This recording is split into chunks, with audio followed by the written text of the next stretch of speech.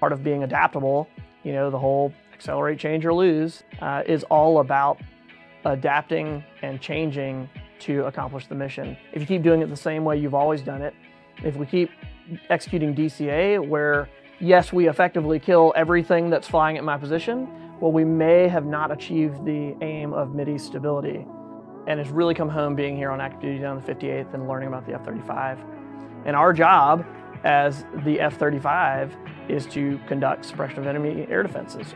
And then that as a whole, as we kind of look at what is the mission of the DoD or the Air Force or the CFAC or the CENTCOM commander, going way up there all the way down to me and my F-35, maybe we're trying to hit targets to be able to enable ground forces to move forward. Maybe they've already taken actions that enable us to accomplish our missions. Maybe we're defending a carrier air wing or something like that. But what we do functionally is we support other assets in their efforts to accomplish their mission. I did my transition course in the F-35, and then I did my instructor pilot upgrade, and then I started my 2 years of MEST orders. So whenever you switch airframes on the Guard, you get 2 years to basically build a foundation of experience before, if you were to go traditional, you would do that. And so I am doing that somewhat atypically here at Eglin with the active duty instead of doing that at my home Guard unit.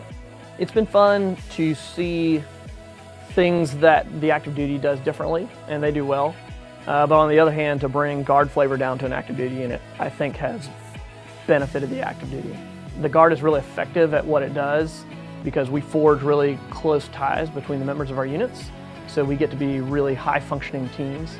But I think hybrid vigor is good too.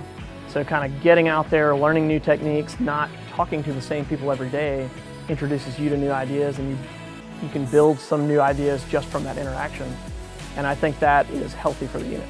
I think the fact that our identity is not as an F-16 wing means that it's not going to be a difficult transition. Our identity is we are the Alabama Air National Guard. And if your family picks up and moves somewhere else, or your mom or dad switch jobs and they start doing something different, that doesn't change your family dynamic.